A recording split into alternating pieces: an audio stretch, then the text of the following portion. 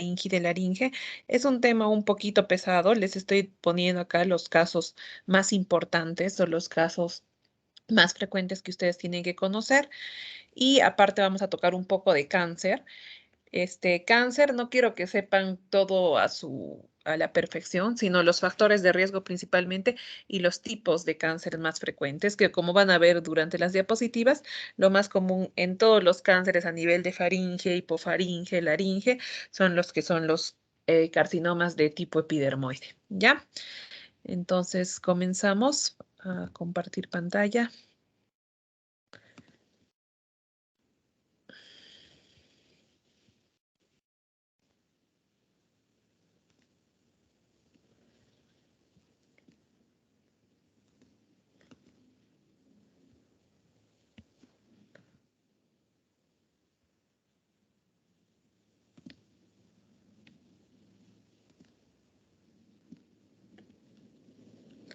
¿Sí se visualizan las diapositivas? Sí se ve, Sí, doctora. doctora. Listo. Sí, doctora. Entonces comenzamos. Entonces vamos a comenzar hablando primero lo que son tumores de faringe. Vamos a ver que los tumores de faringe son tumores benignos. Hablando principalmente de los tumores benignos, vamos a ver que este es un grupo heterogéneo de lesiones cuya diversidad es principalmente de acuerdo al tipo histológico o elemento tisular que es afectado. Acá les pongo un cuadrito que está en su libro base, donde nos muestran qué tipos de tumores benignos de faringe podemos encontrar, ya que encontramos los que son los tumores quísticos, los tumores vasculares, los tumores de las glándulas salivales, los fibrosos, los de estirpe neural, los de origen muscular y todos los otros tumores como son condromas, osteosarcomas o lipomas. Entonces, de todos estos vamos a coger los más importantes y los más frecuentes, como les indiqué al comienzo de la clase. Entonces, comenzamos primero con los craniofaringiomas. Vamos a ver que los craniofaringiomas es el tumor congénito desarrollado a partir de los esbozos embrionarios de la bolsa de arranque. Su predominio más es en el sexo masculino y casi siempre estos se diagnostican a temprana edad, durante la infancia. Su situación topográfica, como ustedes leen craniofaringiomas, vamos a ver que están situadas entre lo que es el cerebro y la faringe. Es por eso que nuestro servicio de otorrino también tiene que ver con este tipo de tumoraciones, pese a ser también un tumor craneal, ¿no? Por eso que nosotros tenemos cuando aparecen estos tipos de tumoraciones, nosotros tenemos una cirugía conjunta entre otorrino y neurocirugía. Estos se van a desarrollar por la proliferación de los restos en el canal faringohipofisiario primitivo cuando éste está reabsorbido de modo incompleto. No hay una reabsorción adecuada y en el cuadro clínico lo que va a presentar el paciente va a ser una alteración hipofisiaria en forma de diabetes o retraso en el crecimiento, una insuficiencia respiratoria nasal y alteraciones en la resonancia de la voz en forma de rhinolalia cerrada, es decir, una voz nasal y también tener síntomas como cefalea. El diagnóstico principalmente se va a establecer mediante la clínica que va a presentar el paciente, que ya nos va a hacer sospechar que el paciente estaría desarrollando algún tumor cerebral y las pruebas de imagen que en este tipo de patologías son fundamentales. Principalmente, más que la tomografía, acá el uso de la resonancia magnética es la que nos va a dar la visualización mejor del tumor a nivel hipofisiario. El tratamiento siempre va a ser quirúrgico de elección, acompañado de lo que es quimioterapia y radioterapia. Nosotros, por ejemplo, acá les mostramos una imagen, cómo nosotros hacemos un tratamiento conjunto con neurocirugía, donde se hace una cirugía transesfenoidal. ¿Qué quiere decir eso? Que nosotros ingresamos a través de la nariz hacia la parte de lo que es la hipófisis, donde se localiza la hipófisis, entrando por lo que es el seno esfenoides. Y es ahí cuando ya ingresa en la parte de neurocirugía. Entonces, por eso es importante que ustedes conozcan ese tipo de tumoraciones, porque es un tumor que, pese a ser un tumor de neurocirugía, porque está en cerebro, nosotros tenemos que visualizar que ese tumor no se haya extendido a la parte de la faringe. Luego tenemos los otros quistes, que uno de los importantes es el quiste de Torwald, que son quistes derivados de la persistencia de la notocorda embrionaria, que se van a localizar a nivel de la línea media de la rinofaringe. Su cuadro clínico es inespecífico, pero va a depender del tamaño del quiste. Casi siempre esta patología comienza con lo que es una rinorrea más que anterior, es una rinorrea posterior y muchas veces puede presentar una sobreinfección y ser purulenta o fétida. Además, el paciente se va a quejar de cefalea y puede haber también halitosis. El diagnóstico, al igual que los anteriores tumores, es el uso de la resonancia magnética y el tratamiento principalmente es la marsupialización quirúrgica de todo el quiste, sacar tanto la secreción del quiste como toda su cápsula del quiste a través de una cirugía endoscópica. Luego tenemos los papilomas, que estos sí de seguro han visto a muchas personas presentar este tipo de tumoraciones. Vamos a ver que son tumores epiteliales cuya etiología principalmente se relaciona con factores traumáticos o virus, principalmente lo que está acá implicado es el virus del papiloma humano. ¿Qué van a presentar los pacientes? Muchas veces, mientras los pacientes están haciendo su higiene bucal, es cuando visualizan estas tumoraciones, ya sea a nivel del borde de la lengua, ya sea a nivel de paladar blando, ya sea a nivel de fosa amigdalina. Lo que presentan ellos es una sensación de cuerpo extraño. Y si es que aparecen como en esta imagen que les estoy mostrando a nivel de la úvula, puede presentar sensación de ahogamiento si es muy grande o sensación nauseosa por activar el reflejo nauseoso. Macroscópicamente, cuando ustedes le hagan la orofaringoscopía a visión directa, vamos a visualizar este tipo de lesión que va a tener el aspecto arracimado, pediculado en el paciente y como les dije, los principales lugares de localización es en la úvula, puede ser en el borde libre del velo del paladar, en el pilar amigdalino anterior o a nivel del borde de la lengua. El diagnóstico, pese a que nosotros ya veamos la lesión y nos parece que ya esto es el diagnóstico de un papiloma, el diagnóstico de certeza siempre nos los va a dar una anatomía patológica. Entonces, todas estas tumoraciones, cuando son tratadas quirúrgicamente, haciéndole exéresis de estas, siempre tienen que ir a lo que es anatomía patológica para que nos confirmen el diagnóstico de papilomatosis. Luego tenemos lo que es el hemangioma. Vamos a ver que esta es una tumoración benigna vascular congénita y si nosotros lo vemos macroscópicamente vamos a ver que es una lesión de coloración azulada, plana o de forma tuberosa, abultada que puede sufrir modificaciones principalmente cuando le indicamos al paciente que haga esfuerzos. Por ejemplo, nosotros podemos visualizar en esta imagen esto es un hemangioma que está afectando lo que es el velo del paladar y se está extendiendo hacia lo que es el paladar óseo. El tratamiento principalmente cuando aparecen niños, nosotros le indicamos al paciente que hay que esperar porque muchas veces esto puede tener una regresión espontánea. Pero si ya es una persona adulta, la tumoración es de mayor tamaño, se tendrá que hacer un tratamiento primero con corticoterapia y sustancias esclerosantes para ver si con esto disminuye el tamaño de la tumoración y por último el tratamiento será quirúrgico, siempre teniendo en cuenta que nuestra principal complicación de estos tumores van a ser las hemorragias. Luego tenemos lo que son los mucoceles, que ya hablamos en la anterior clase. Vamos a ver que estas son lesiones originadas de las glándulas salivales accesorias, que pueden ser en el labio inferior, como estamos visualizando en esta imagen, la presencia de un mucocele en el labio inferior por obstrucción de lo que son las glándulas salivales menores. O cuando se encuentran en el suelo de la boca, que son las llamadas famosas ránulas, ¿no? Se van a producir por una extravasación del contenido de la glándula debido a una rotura de su conducto excretor, produciéndose una hiperplasia de las plantas blandas circundantes. La etiología de esto casi siempre son traumatismos locales. Y el tratamiento, a veces se puede resolver espontáneamente, solito revienta lo que es el mucocele, sale la secreción, que es cosa compuesta del mucocele, y ahí queda. Pero cuando estas son de mayor tamaño o vemos que se forman recurrentemente, el tratamiento será realizar una marsupialización de todos los márgenes de esta lesión, abriendo principalmente el conducto excretor afectado para que no vuelva a llenar este quiste y se sigan formando estas patologías. Luego, hablando un poco de cáncer, de los cánceres que les decía, vamos a hablar del carcinoma a nivel de rinofaringe. Este carcinoma de rinofaringe es un tumor que surge siempre a partir de lo que es el epitelio escamoso estratificado de la rinofaringe.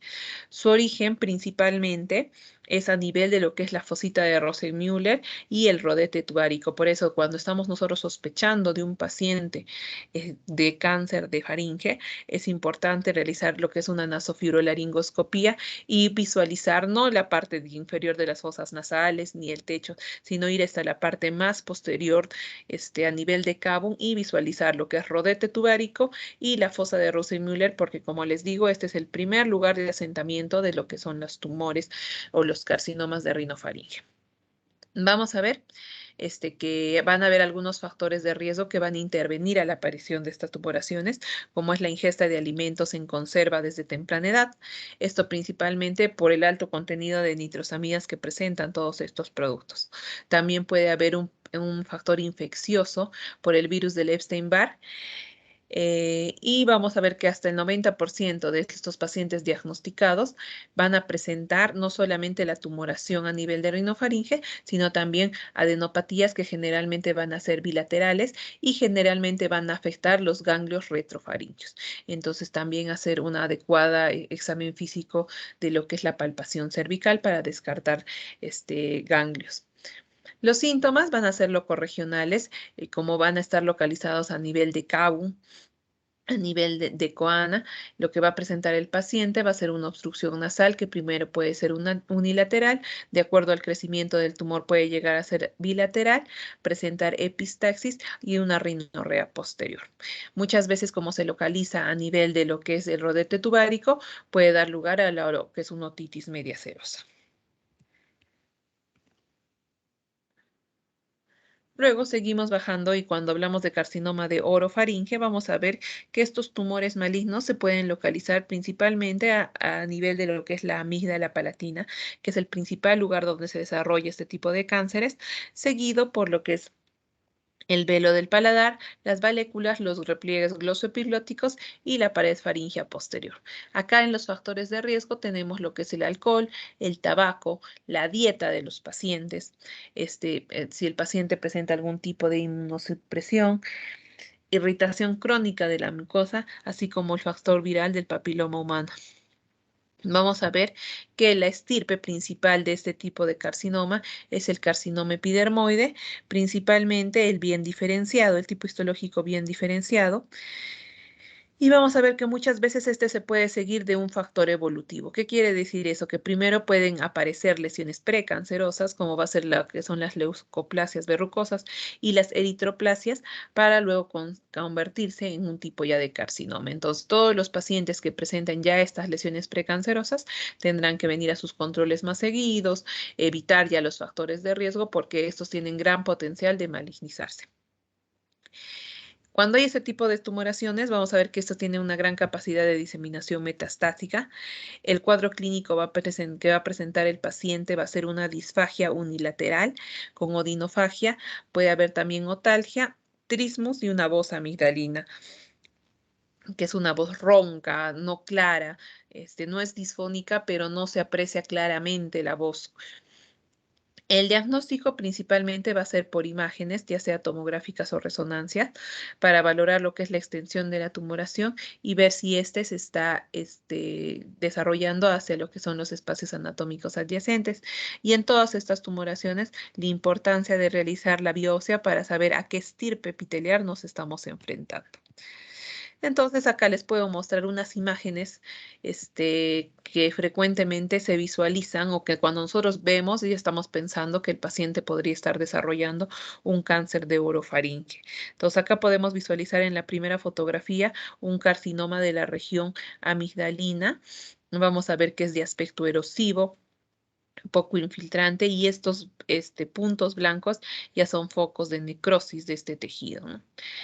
En la siguiente fotografía podemos visualizar cómo esta amígdala derecha muestra un aumento de volumen a comparación de la amígdala izquierda.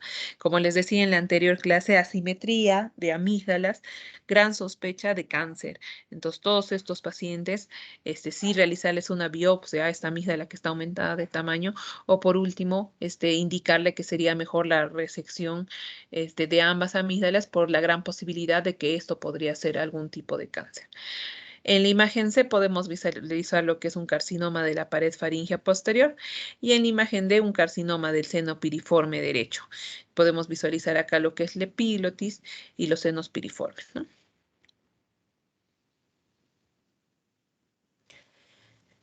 Seguimos bajando y hablamos ahora de lo que es carcinoma de hipofaringe. Vamos a ver que las tres localizaciones más frecuentes van a ser a nivel de seno piriforme, que es el más frecuente, que es la imagen que hemos visto también anteriormente, en la región retrocricoidea y en la pared posterior de la hipofaringe. Entonces, lo más importante acá, que la localización más frecuente es a nivel del seno piriforme.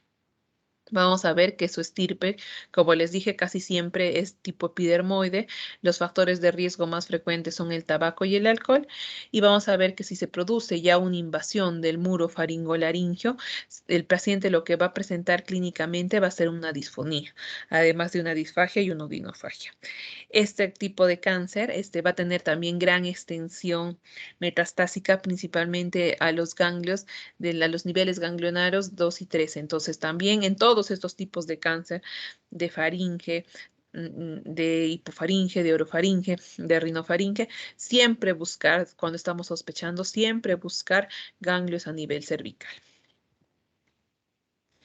Ya terminando con lo que es faringe, comenzamos con laringe ahora. Vamos a ver que para que se produzca alguna tumoración de laringe tiene que haber primero un proceso de inflamación crónica.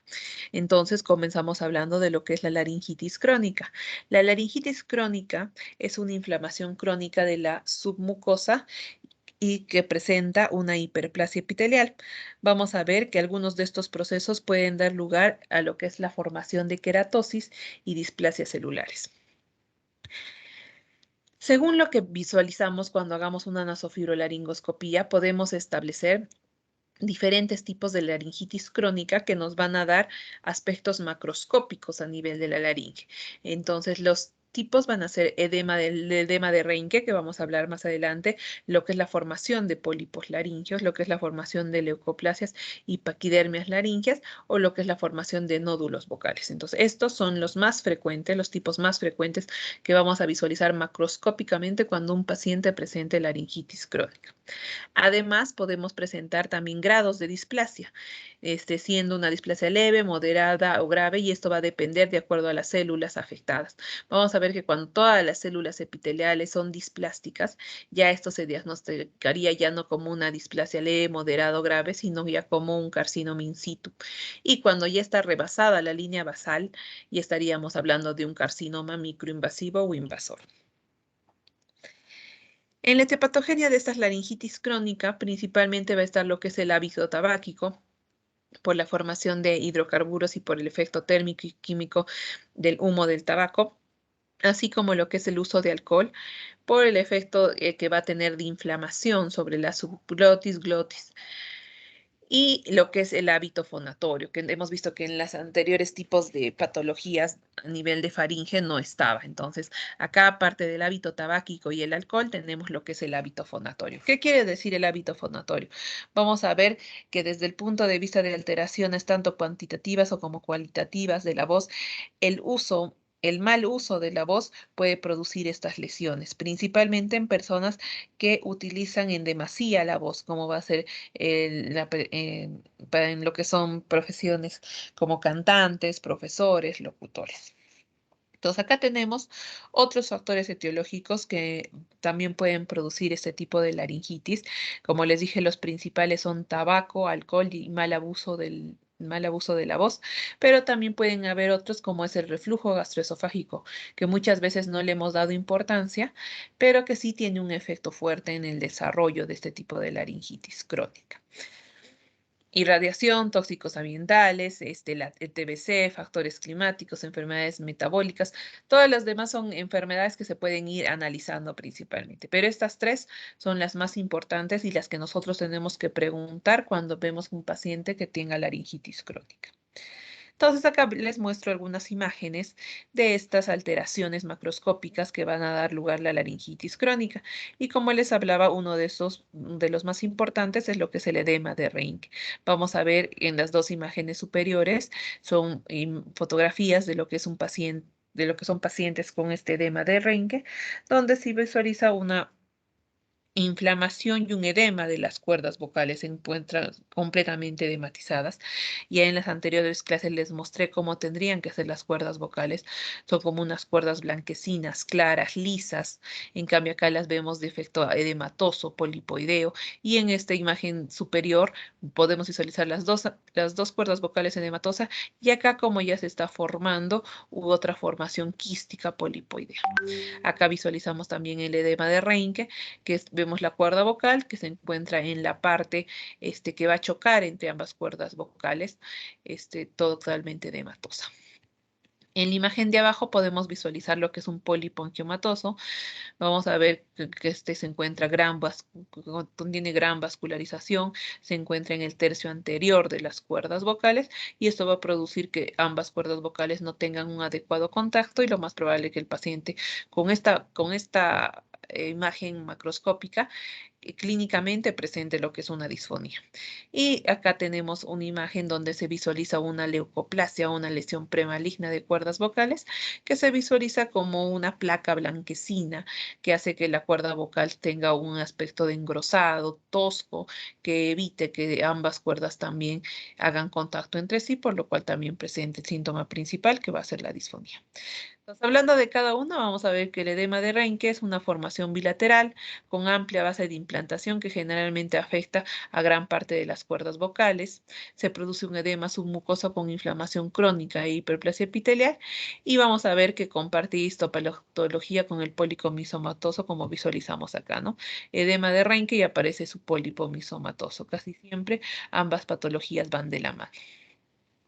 Ahora, hablando de lo que son las presencias de pólipos laringeos, el tratamiento del edema de Reinke es a través de lo que es una microcirugía laringea, donde nosotros tardamos de hacer unas incisiones a nivel de las cuerdas vocales y retirar todo este tejido quístico, esta secreción quística que se encuentra dentro de este edema, que va a ser una secreción mucosa, espesa, la cual es absorbida para dejar una cuerda un poco más lisa, indicándole al paciente que también tiene que cuidar los factores de riesgo para evitar que vuelva a haber una nueva formación de esto. Ahora, hablando acerca de lo que es el pólipo laringio, vamos a ver que el pólipo es una formación circunscrita, pediculada en la cuerda vocal. Van a haber tres tipos, de acuerdo al componente histopatológico que ellos presenten. Uno va a ser lo que es el pólipo mixomatoso, donde que predomina lo que es el efecto edematoso. Dos, el pólipo fibromatoso, lo que acá se encuentra es el sustrato fibroso. Y por último, el pólipo angiomatoso, donde acá está el sustrato vascular. Entonces acá en estas tres imágenes podemos visualizar ambos tipos. En la primera imagen se visualiza lo que es un pólipo angiomatoso, como les digo, de predominio vascular. En la imagen 2 podemos ver un pólipo fibromatoso solamente por la coloración, que es una coloración más blanquecina, más espesa, más blanquecina, más crónica. Se puede decir que este pólipo es tipo fibroso, ¿no? Y por último, el mixomatoso, que vamos a ver que en la parte más externa va a tener un componente edematoso, ¿no? Entonces acá podemos ver cómo se visualizarían los tres tipos de pólipos de acuerdo a su componente histopatológico. ¿Cómo van a ser estas lesiones? Casi siempre son lesiones unilaterales. Esto es importante conocerlo porque nos hace el diagnóstico diferencial de lo que son los nódulos laringios, que como vamos a hablar más adelante, los nódulos laringios aparecen en ambas cuerdas vocales, a diferencia del pólipo laringio, que es una lesión unilateral. Esta lesión unilateral es redondeada, globulosa, pediculada y casi siempre la posición de este pólipo laringio va a ser en el tercio anterior de las cuerdas vocales. Nunca las vamos a encontrar en el tercio inferior, casi siempre en el tercio inferior, justo donde está la comisura anterior de las cuerdas vocales. Por eso la sintomatología principal de esto va a ser lo que es la disfonía. Como les decía, en la clínica principalmente va a ser lo que es disfonía. ¿Por qué? Porque estos nódulos va a impedir la adaptación uniforme de ambas cuerdas vocales en posición fonatoria, por lo cual cuando estas cuerdas vocales quieran unirse para dar lugar a la voz, vamos a ver que va a haber fuga de aire, por lo cual no se va a poder producir la voz. Además de esta clínica, que principalmente es de disfonía, el paciente puede presentar también tos o carraspeo, y es importante saber que esta patología, a diferencia de otras, no va a influir en lo que es la movilidad glótica. Quiere decir que pese a ser nódulos grandes, pues diré pólipos grandes, o sea, tumoraciones de gran tamaño, el paciente no va a presentar disnea porque no está afectando lo que es la movilidad glótica. Entonces, lo que va a presentar el paciente principalmente va a ser disfonía. El tratamiento es a través de lo que es una microcirugía laringea, como estamos visualizando en la imagen de arriba, es así como nosotros realizamos la cirugía. El paciente en hiperextensión de la cabeza se le calza lo que es el laringoscopio de suspensión y nosotros podemos visualizar como en las imágenes inferiores cómo se encuentran estas patologías, se hacen el retiro o el exéresis de esta patología y se deja la cuerda vocal lisa. Es importante que luego de esto el paciente sí o sí suprima todos los factores irritativos que puedan causar nuevamente inflamación de esta mucosa. Quiere decir que el paciente va a tener que abandonar si fuma, bebe, abandonar esas cosas. También les decía el factor del reflujo faringolaringio. Si es un paciente que sufre de gastritis o es muy obeso, tenemos que eliminar ese factor de riesgo porque el paciente va a estar haciendo reflujo. Entonces, decirle al paciente que tiene que bajar de peso, tiene que hacer dieta, evitar comer ciertos alimentos que producen irritación de estómago, ese tipo de cosas, porque si se va a seguir produciendo estos factores irritativos, lo más probable es que el paciente vuelva a presentar esta patología. Es importante también que luego de realizar esta cirugía, el paciente vaya a rehabilitación foniátrica.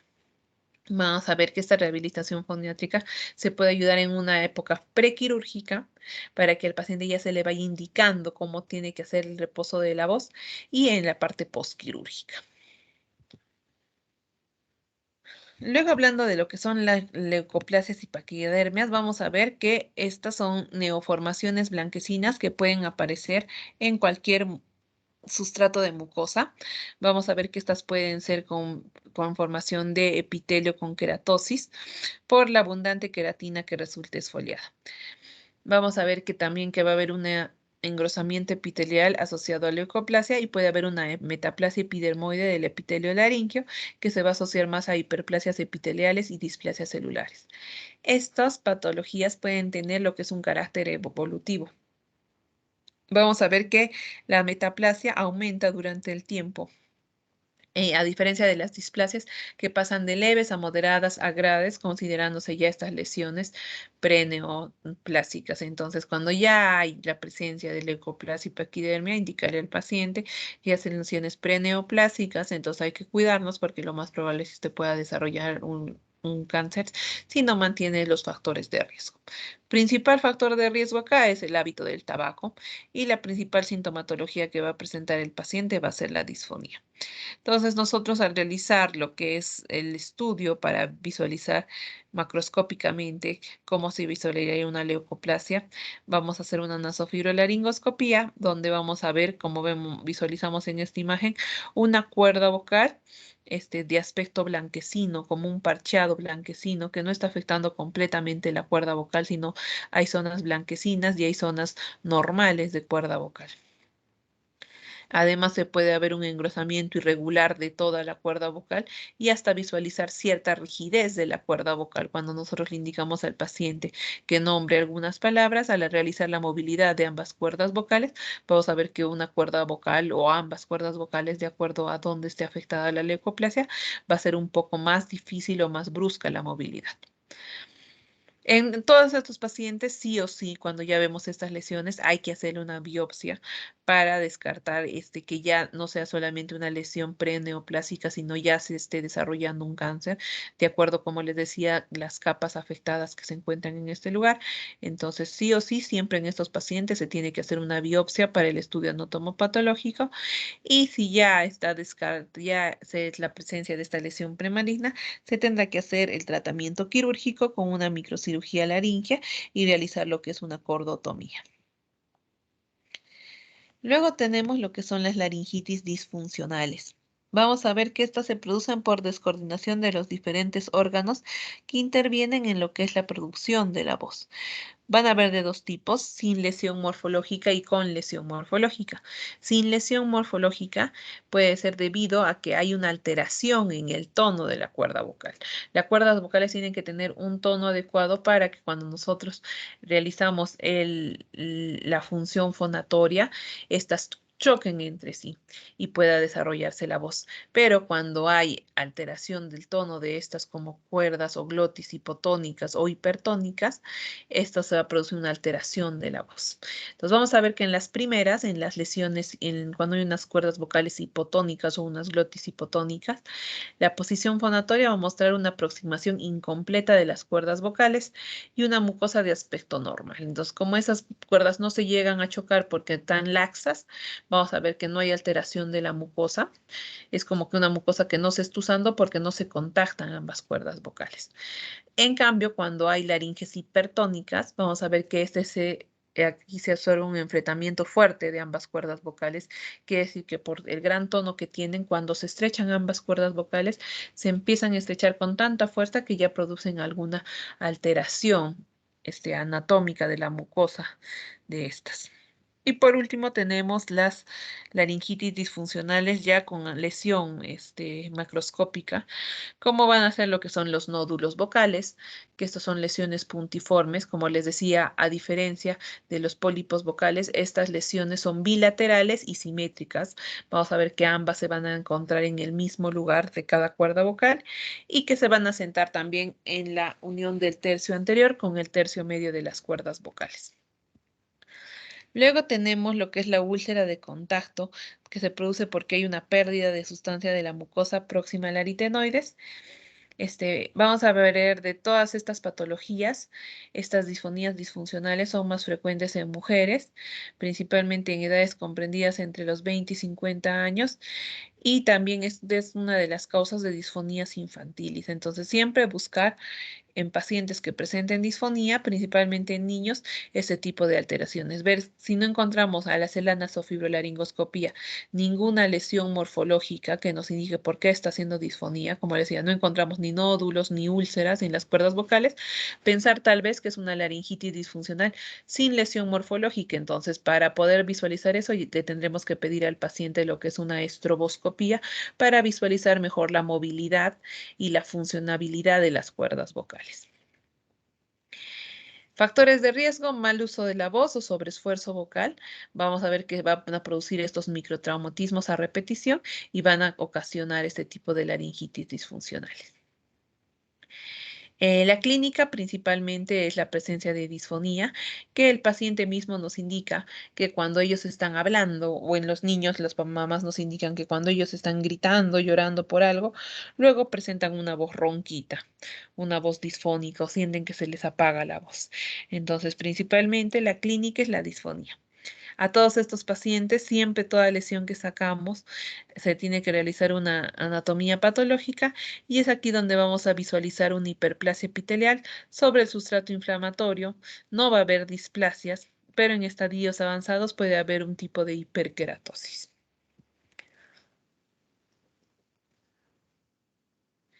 Entonces acá podemos visualizar una laringitis disfuncional sin alteración morfológica.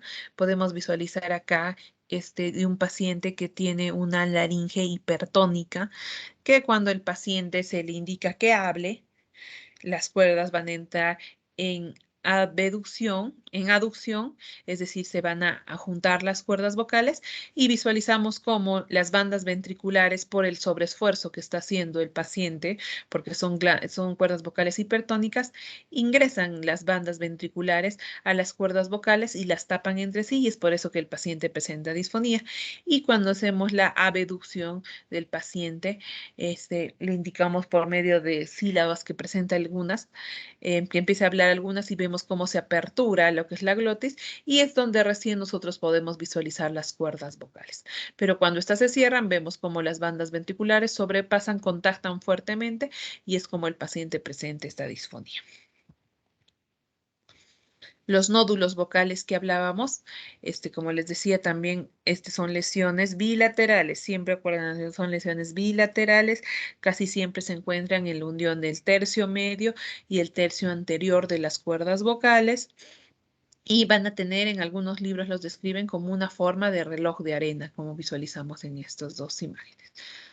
Ya, el tratamiento de esto, en un primer momento, es lo que es reposo de la voz, terapia foniátrica, donde se le indicará al paciente, primero tiene que hacer reposo de la voz, luego se le tratará de hacer algunos ejercicios para que tenga un adecuado uso de la voz. Si es que pese a este tratamiento foniátrico el paciente no mejora, se tendrá que ya pensar en lo que es una microcirugía laringe. Factores de riesgo, como les dije, principalmente en todo lo que son personas que utilizan en demasía la voz, como es el uso de cantantes, el uso de profesores, locutores, todas esas profesiones que utilizan mucho la voz son los que van a presentar este tipo de laringitis disfuncionales.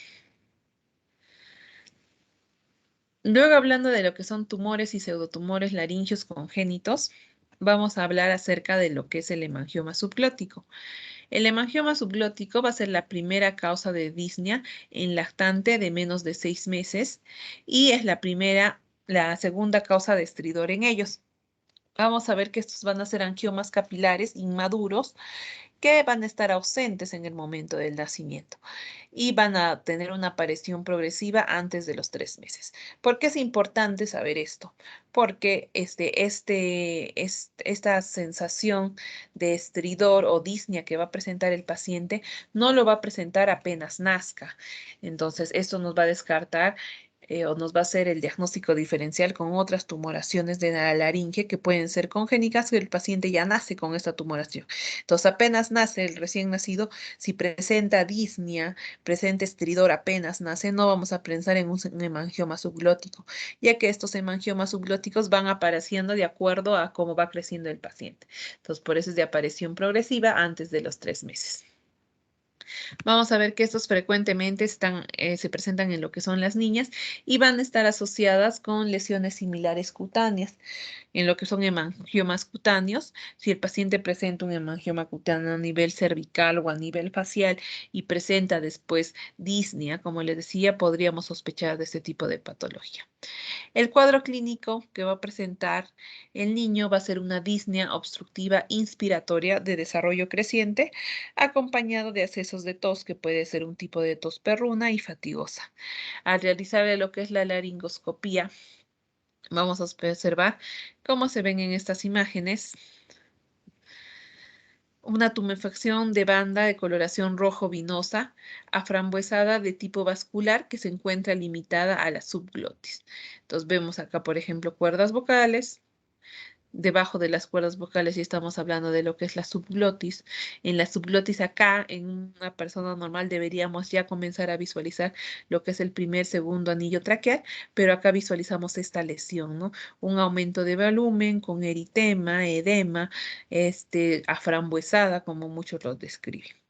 El tratamiento inicial principalmente puede ser expectante. Sabemos que si el paciente no presenta gran estridor y gran edema, se le puede decir que hay que evitar hacer fenómenos de Valsalva o aumentos de presión y que hay que esperar porque así como los hemangiomas cutáneos que pueden tener en su rostro, eso va a ir desapareciendo mientras el niño vaya creciendo. Pero si es una disnea muy obstructiva, el tratamiento tendrá que ser quirúrgico. En una primera fase, si el paciente se encuentra estable, se puede dar un tratamiento farmacológico con el uso de corticoides. Pero como les decía, si ya el paciente presenta una gran disnea, no presenta mejoría, el tratamiento será quirúrgico con resección endoscópica, uso de microelectrodos o láser, o inyección intralesional de corticoides y sustancias esclerosantes, principalmente para evitar que el sobrecrecimiento de esta tumoración, porque va a ir creciendo con el paso del tiempo hasta que llegue un momento que ya empiece a regresionar.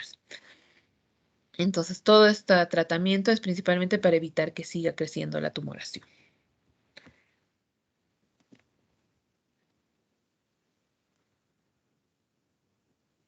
Listo. Luego tenemos lo que son los quistes laringios congénitos. Vamos a ver que estas son lesiones redondeadas de superficie lisa, formadas por la retención de mucosa secundaria a una malformación del canal extractor de una glándula. Y estas suelen localizarse en lo que es la cuerda vocal o el ventrículo laríngeo o de Morgagni. Como visualizamos en esta imagen, el contenido del quiste con frecuencia es submucoso y espeso y está revestido de lo que es una mucosa normal. El cuadro clínico de este paciente va a ser disnea de primeros días acá va a tener ya disnea los primeros días de vida, que se va a agravar rápidamente y puede ir acompañado de estridor. Entonces, la diferencia con lo que es el hemangioma subglótico, principalmente, como acá les dije, estos presentan ya la disnea después, ya cuando los pacientes son mayores, a diferencia de los quistes laringeos congénitos que presentan la disnea apenas nace el paciente. El tratamiento es a través de la microcirugía laringea, realizando lo que es una marsupialización endoscópica, pero se ha visto que con este tratamiento hay mucha recidiva, entonces es preferible hacer la exéresis completa de todo el quiste, o si ya son muy grandes, se tendrá que hacer una cervicotomía lateral, es decir, una cirugía externa a nivel cervical para sacar todo el componente quístico que va a presentar el paciente. Ahora, hablando de laringoceles, que son parecidos a lo que son los quistes laringeos congénitos, vamos a ver que estos, a diferencia de los anteriores, van a tener una localización especial. Se va a producir por una dilatación aérea del sáculo ventricular situado entre el ventrículo laringio. Va a haber esta patología es infrecuente y más es en varones. Este sacúlo va a estar formado por una invaginación de forma apendicular que se sitúa en el fondo del ventrículo laringio de Morgagni. Van a presentar diferentes mecanismos por lo cual se va a producir estos laringoceles. Puede ser tipo congénito o tipo adquirido. El tipo congénito se puede producir por hipotonía de los músculos tiroepiglóticos y aritenoepiglóticos, que van a hacer que por algún esfuerzo que haga el niño, se produzca esta formación de laringocele porque no hay una pared fuerte que esté soportando esto. Y en lo que es el mecanismo adquirido, va a ser porque se puede producir una obstrucción del orificio sacular por una inflamación crónica de o por la aparición de un carcinoma ventricular que también que obstruya este orificio y se produzca la formación de este quiste. Vamos a ver que las hiperplasias laringeas que se producen en algunos profesionales como músicos de instrumentos de viento o sopladores de vidrio también puede ser un defecto adquirido, porque por hacer tanto esfuerzo también hacen que la musculatura se dé de alguna forma una hipotonía de estos músculos y también se produzca la formación de laringocele. Vamos a ver que este saco de laringocele está recubierto de mucosa del ventrículo de tipo de Morgagni, con un epitelio ciliado de tipo respiratorio, con un corio y abundantes formaciones linfoides. Generalmente, casi siempre su contenido es aéreo. Casi siempre cuando nosotros diagnostiquemos esto, vamos a decirle al paciente, haga maniobra de Valsalva, va a hacer maniobra de Valsalva y va a salir la tumoración o va a ser más fácil de visualizar la tumoración. Entonces, principalmente este tipo de patología es una patología que en su interior contiene lo que es aire, pero es importante que no descartar que estos se pueden sobreinfectar y producir lo que es un piolaringocele. Entonces, los tipos van a ser el laringocele interno y el laringocele mixto. El laringocele interno es en 1/3 de todos los casos. Este se localiza por debajo de la banda ventricular y del repliegue aritenoepiglótico y no desborda la barrera anatómica que supone el cartílago tiroides. Y el laringocele mixto, que es el más frecuente y el más común que se va a visualizar en los pacientes, vamos a ver que va a ocupar el interior del perímetro del cartílago tiroides y sale fuera del mismo a través del orificio vascular de la membrana tiroidea y se extiende por el cuello, que es lo más común que vamos a visualizar como van a ser estas imágenes. Primero vamos a ver la sintomatología. Va a depender principalmente del tamaño del laringocele. Puede presentar una disnea grave y alteraciones, mal estado general, si este laringocele se infecta, como les decía, produciéndose lo que es un laringopiocele. Entonces, hablando de lo que es disfonía que va a presentar el paciente, esta disfonía va a ser progresiva y la van a presentar la gran mayoría de casos. Si es que de un momento a otro aumenta el volumen del laringocele por un efecto valvular que muchas veces puede presentar, ahí sí puede presentar una disnea grave de inicio súbito. si nosotros queremos hacer una exploración física de estos pacientes, externamente a nivel cervical se le puede visualizar una masa que se encuentra por delante de lo que es el músculo esternocleidomastoideo y que va a aumentar o va a tener movilización cuando le pidamos al paciente que haga maniobras de Valsalva como tos o que puje, ¿no? La exploración laringológica, vamos a ver cuando nosotros hacemos una nasofibrolaringoscopía de esta patología, va a haber un abombamiento de la banda ventricular y el repliegue retinoepiglótico del lado afectado. Vamos a ver que la superficie de esta tumoración va a ser lisa, rosada y depresible a la palpación. El diagnóstico principalmente nos vamos a ayudar aparte de la clínica, porque la sintomatología en la clínica, que ya nos va a dar gran sospecha de esta patología, es decirle que el paciente haga maniobras de Valsalva y aparezca esta tumoración.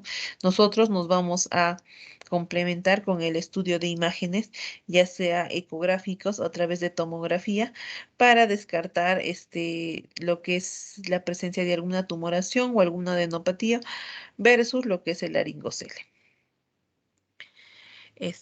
Nosotros cuando queremos ver lo que es un laringocele y diagnosticarlo a través de imágenes, lo que vamos a hacer es analizar la relación con lo que es la membrana tiroideoidea. Vamos a ver que aquí la estructura va a estar bien delimitada, va a estar llena de aire y si es que presentar un nivel líquido, podríamos estar pensando en lo que es un opio laringocele. El tratamiento es quirúrgico, principalmente puede ser por vía externa. Y lo que va a constituir este tratamiento va a ser realizar una tirotomía para resecar lo que es la lámina del cartílago tiroides del lado afectado y hacer la ligadura y la sección del laringocele. Entonces acá podemos visualizar cómo se encontraría lo que es un laringocele. Primero al paciente le pedimos que haga maniobra de Valsalva y se visualiza cómo crece o aumenta esta tumoración a nivel cervical. Se le pide una radiografía cervical y acá visualizamos, ¿no? Cómo hay una lesión con presencia de aire en su interior. Y nosotros al realizar la parte quirúrgica del paciente, al hacer una tirotomía lateral, es decir, a nivel del cuello se hace una resección, disecamos todos los planos musculares y podemos visualizar esta tumoración, ¿no?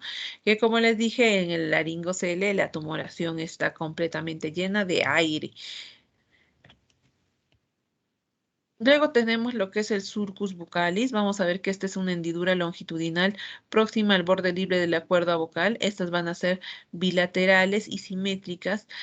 Pueden ser de origen congénito que tiende a manifestarse durante la infancia y vamos a ver que varias personas de la familia presentan también esta patología y el del origen adquirido a consecuencia de procesos inflamatorios de las cuerdas vocales, donde al final, luego de bastantes episodios recurrenciales de infección e inflamación de las cuerdas vocales, esta cuerda vocal empieza a presentar una atrofia, como visualizamos en esta imagen, como que se hunde la cuerda vocal.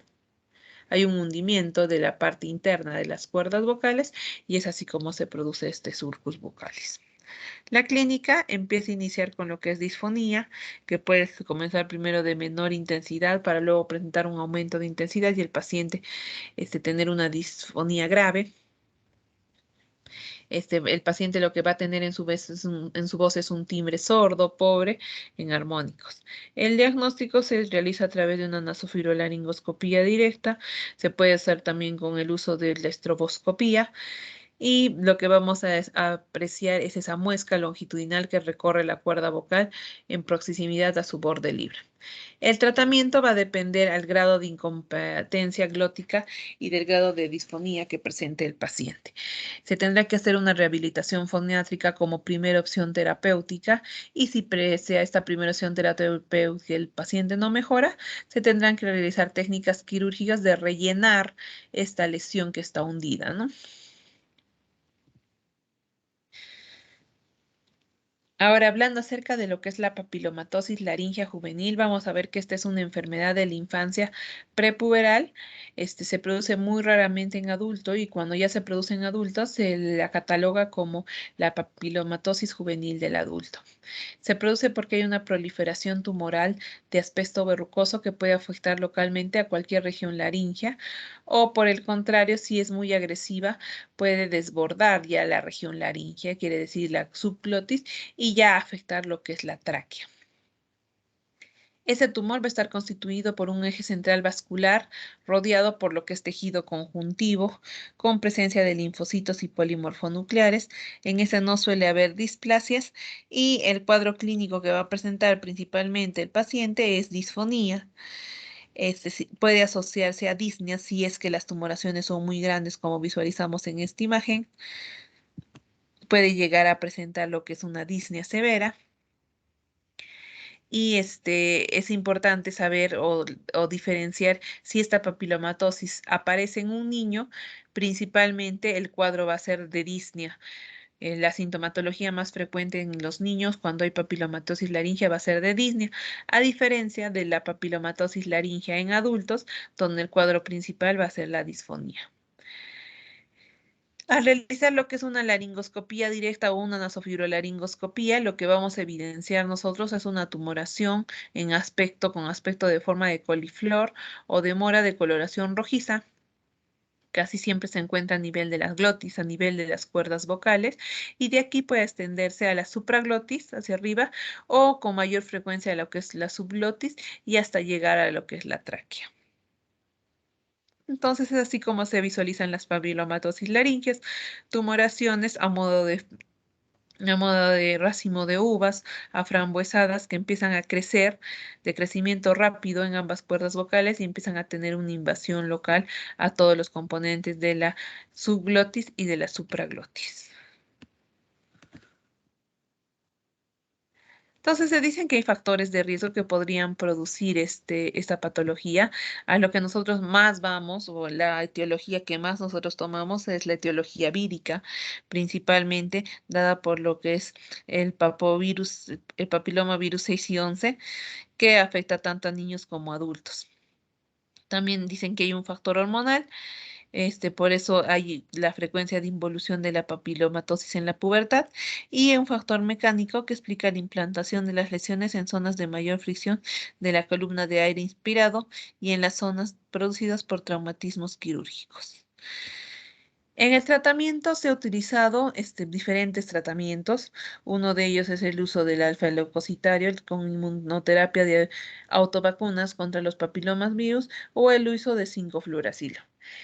Algunos antivíricos que también se han utilizado y han tenido una buena acogida es lo que es el uso de citofovir intralesional cuando nosotros realizamos el tratamiento quirúrgico a través de lo que es una laringoscopía, retiramos todos los papilomas y luego donde se han encontrado estos papilomas intralesionalmente se podrá colocar el antiviral, el retroviral para evitar que haya otro crecimiento nuevamente de esta papilomatosis.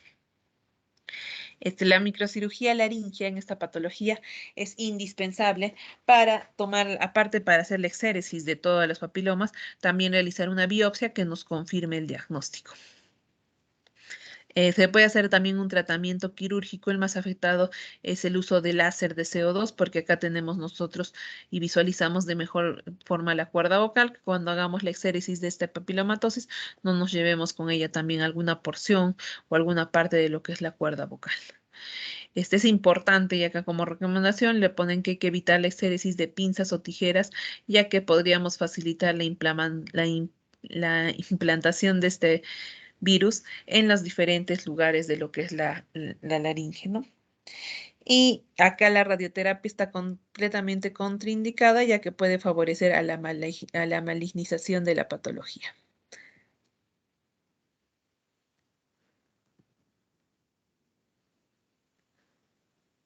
Y hablando de lo que es cáncer de laringe, vamos a ver que este es el más frecuente de todo lo que son los tumores de cabeza y cuello. Acá también, al igual que todos los cánceres que hemos hablado, la estirpe que predomina es el carcinoma epidermoide. Vamos a ver que se trata de una enfermedad locorregional. Acá también como factores de riesgo tenemos a lo que es el tabaco y el alcohol. Pero también la preexistencia de una laringitis crónica con displasia puede ser ya una lesión premaligna, como hablábamos anteriormente, y dar lugar a la formación de este cáncer de laringe. Si nosotros dividimos el cáncer de laringe en supraglóticos, glóticos y subglóticos, vamos a ver que los tumores supraglóticos o con los que mayor frecuencia presentan adenopatías metastáticas. Los tumores glóticos no dan adenopatías metastásicos y los tumores subglóticos con frecuencia dan metástasis, pero en las adenopatías paratraqueales. Entonces, la diferencia para saber en qué localización se encuentra ese tipo de cáncer. La extensión por vía hemática genera la aparición de metástasis a distancia, cuyo órgano más afectado es el pulmón y con menor frecuencia tenemos a lo que es el tejido óseo, el hígado y el cerebro. Y acá el estudio de imágenes nos van a ayudar bastante para ver la extensión de la tumoración. Entonces, la tomografía cervicotorácica va a valorar la extensión tumoral a través de los planos topográficos y finalmente el uso de la biopsia nos va a confirmar el diagnóstico de sospecha versus lo que es la formación de una laringitis crónica. Como le dije, factores de riesgo principalmente es el tabaco y el alcohol. Pueden haber otros factores medioambientales, como va a ser el uso en trabajos de lo que es asbesto, amianto, polvo de madera, radiaciones ionizantes, también lo que es el virus del papiloma humano, o algunos factores endógenos, como es la influencia genética, los procesos inflamatorios crónicos, el reflujo gastroesofágico. No se olviden nunca de este reflujo que está tomando bastante importancia ahora en el desarrollo de todo lo que son las inflamaciones crónicas de la laringe y también el abuso o mal abuso de la voz. Entonces, este cuadrito es importante para nosotros poder diagnosticar de acuerdo a la sintomatología la lesión de cáncer que va a aparecer a nivel supraglótico, glótico, subglótico. Entonces, a nivel supraglótico, lo que va a presentar en clínica el paciente va a ser lo que es una disfagia, una odinofagia y una otalgia refleja. Y esta es de aparición relativamente tardía. Cuando es algo glótico, el síntoma principal que va a predominar acá es la disfonía y desde aparición precoz, entonces más fácil de diagnosticar un carcinoma de laringe a nivel glótico por la sintomatología principal que va a presentar.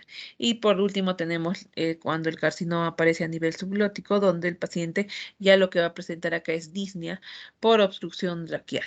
Y cuando ya hay una disnea por obstrucción traqueal, ya nuestro diagnóstico es muy tardío. Ya acá cuando hagamos la nasofibrolaringoscopía, vamos a encontrar tumoraciones de gran tamaño que están produciendo el cierre, obstruyendo como más del 70% de la luz traqueal y es por eso que el paciente presenta disnea. Entonces acá les puedo mostrar algunas imágenes de esos tipos de carcinomas laringios. En la primera imagen ponemos un carcinoma supraglótico, un carcinoma laringio supraglótico, que donde se visualiza en lo que está afectando es la epiglotis y está afectando lo que es el surco faringoepiglótico izquierdo, como podemos visualizar acá también. En la figura B podemos ver un carcinoma de cuerda vocal izquierda. Este es un carcinoma a nivel de glotis, es el más común de los carcinomas.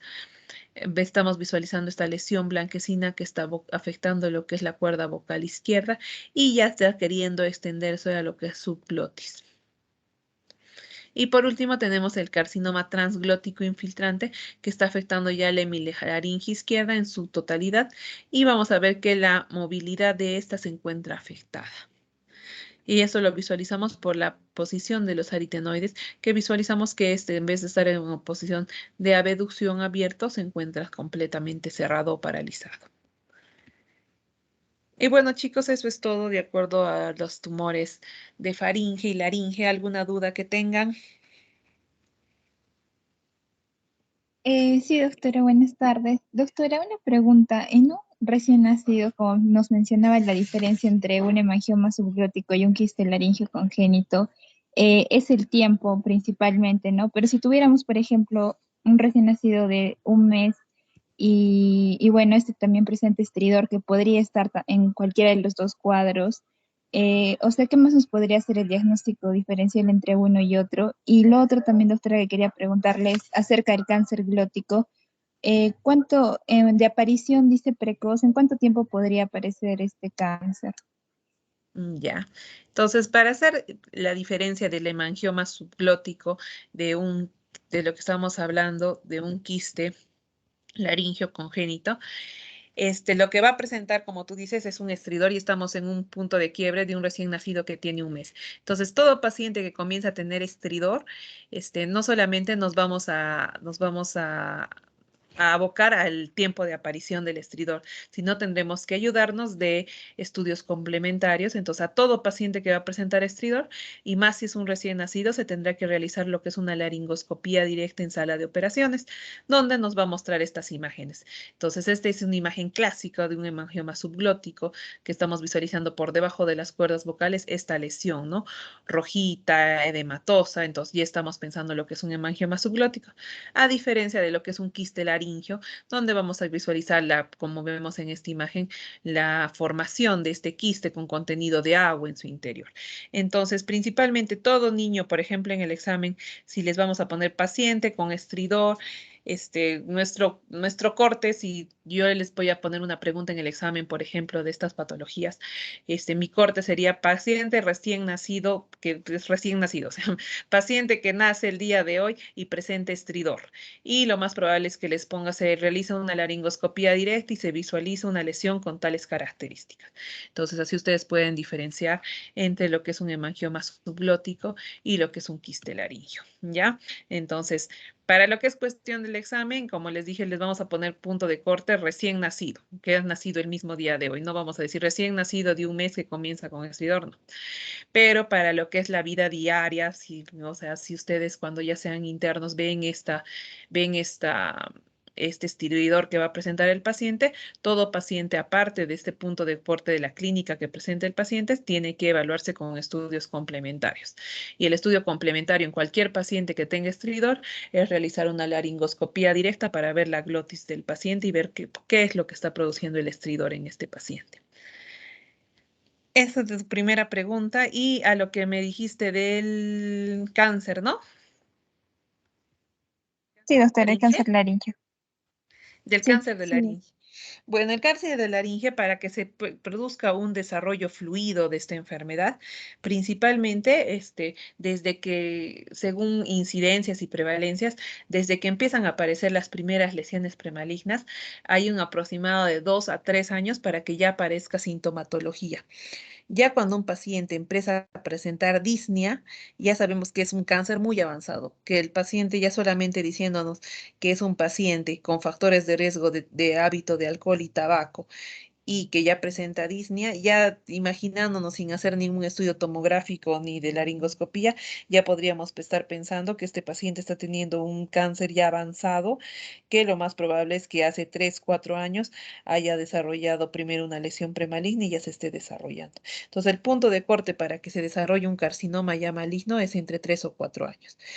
Si ustedes encuentran en un paciente ya una lesión premaligna, algo que les esté indicando, este paciente sí o sí se tienen que quitar factores de riesgo, de acuerdo a la lesión premaligna que tiene, si ya es una displasia o metaplasia y ya está afectando todas las capas de la piel, se coordinará para hacer lo que es una microcirugía laringe y sacar esta lesión antes de que siga invadiendo, o si no, si recién está afectando la primera parte de las capas de lo que es la anatomía de la laringe, se podrá esperar y decirle al paciente que tenga sus controles, pero sí quitarle todos los factores de riesgo al paciente. Entonces, para aclarar mejor tu pregunta, en unos 2 a 3 años es cuando ya se instaura un cáncer completamente avanzado con ya la sintomatología más fuerte que va a ser la disnea. ¿Alguna otra duda, O- chicos? Doctora, una cosita más, disculpe, respecto a la bibliografía que usted utiliza y nos indicó en nuestro libro base, pero realmente no sé cuál libro se refiere. ¿Podría referirlo, por favor? Sí, a ver, espéreme un ratito. Si no, yo se lo paso a Yulisa porque es el libro que de toda la información, es el libro que está en su sílabus. A ver, espérame, lo tengo aquí en la computadora. Un ratito, chicas.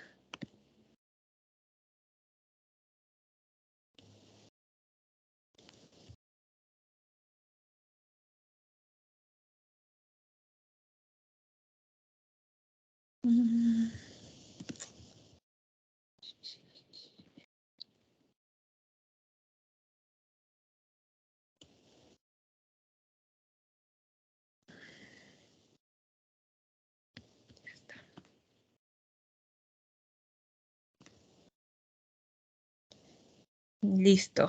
Es el Tratado de Otorrinolaringología y Patología Cervicofacial Jorge Basterra Alegría. Ese es el que está en su sílabus, del que me han dicho que saque toda la información. Gracias, doctora. Si no, yo a Yulisa, este libro yo lo tengo en PDF, se lo voy a pasar a Yulisa para que se los pase a ustedes. Sí, por favor, doctora, muchas gracias. Ya, yo se lo paso a Yulisa. ¿Alguna otra duda más, chicas?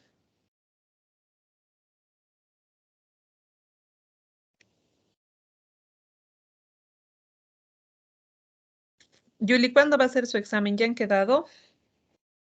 Aún no, doctora, se está viendo la fecha. Ya, más o menos en una semana será.